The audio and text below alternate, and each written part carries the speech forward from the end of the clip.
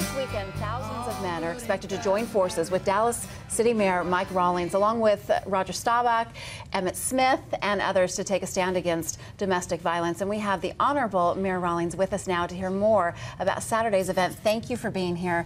I will tell you, we've been talking about this event for a while now on our show, and talking about how important it is to get this message out, especially to young men, about what's expected of them.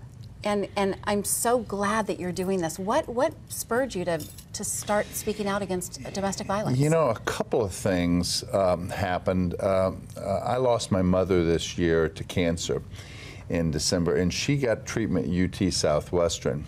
And right after she passed away, I heard a story of a lady that was shot by her estranged husband in the back twice. And a husband killing a wife, and it would happen in the parking lot where we were at. And so I started looking into this, and I realized what a huge epidemic we have. Some people throughout the world call it a pandemic, about how men abuse women behind closed doors. And in Dallas, the numbers are kind of staggering, aren't they? It's amazing. We had 13,000 cases of domestic violence last year in the city of Dallas. That's not North Texas. And that's only what's reported, right? Only. So many women don't have the courage to pick up the phone and call the police because of the ramifications. And so I started researching this, and I realized that 1 out of 2 women will be hit by an intimate partner at one time in their life, and 1 out of 4 will actually live in an abusive situation. And I said, this is a big issue. This is a serious thing. And if my job as mayor is to try to make sure everyone's safe, that's job number 1. I'm not doing a very good job, because there are a lot of people there are a lot of women that aren't safe in this town. So I started to talk about it, and I realized this isn't a women's issue. Okay. I love that you're saying that, because there's so many programs out there to help women get out of situations, but you're targeting men. Well, because men are the problem. Yeah. We're the violent gender for centuries, and in 2013 we still are acting like cavemen, it seems like. And so I just thought, well, maybe it's a time for a culture change, and a mayor can help that.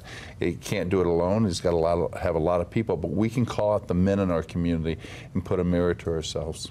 What are you hoping? What is the biggest message you hope that they get? Yeah, the biggest thing is that we have to be involved as men.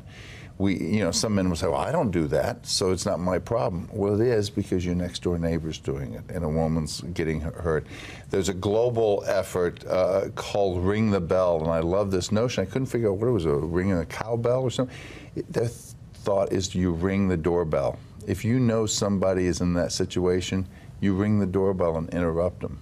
And it stops the whole issue and brings shame on this issue. Right. We really need to dial up shame again in some things we do. I mean, some things we don't need stigmas about. Mental illness, we don't need stigma around that. But around hitting women. Yeah. So this is really a call to action for people, for men in the community, when they see this happening, when they know it's happening, to step up and do something about it. Because really, the men who are abusing probably aren't going to be attending the rally. They're probably not, but those men care about peer pressure.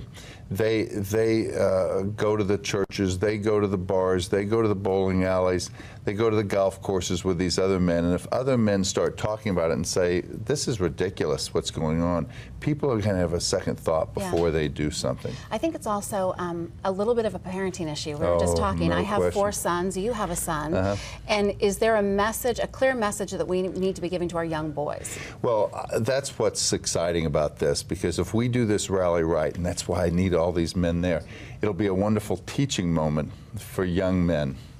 To bring their sons. Well, yeah, you bring your son, you bring your nephew, you bring your grandson, and you say, if there's any question, we've never talked about this, but you don't hit women, okay? Right.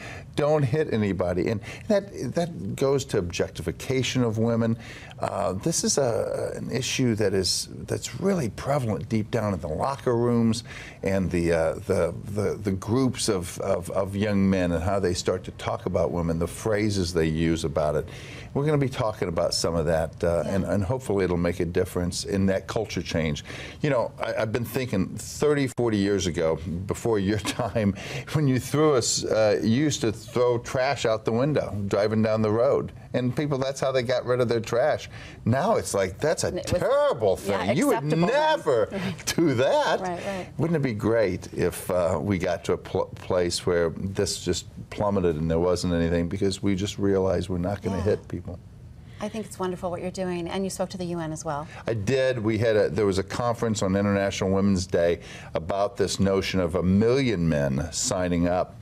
And what was exciting about that is not only meeting other people that were in this effort, was people were so excited about what Dallas was doing. And I said, well, why? This seems so obvious to me that men should just do that. They said there's no other city in the world that is asking men to rally for this issue. Right. Men may get upset if a woman was killed, and there may be vigilante work, but nobody in an organized manner like civil rights or a political movement step up for women like this. So the women of New York were very excited. The men of Dallas were doing something. Well, I think for the mayor's office to put this issue, make it a priority, I think speaks volumes about you and the work that you're doing. So thank you for being here. Thank you. It just seems so easy. It seems like the basics about shaking hands, saying please and thank you. You don't hit people, and hopefully we won't in the future. Well, let's hope we can get people out there. If you'd like to support the cause, you can head out to Dallas City Hall Plaza on Saturday,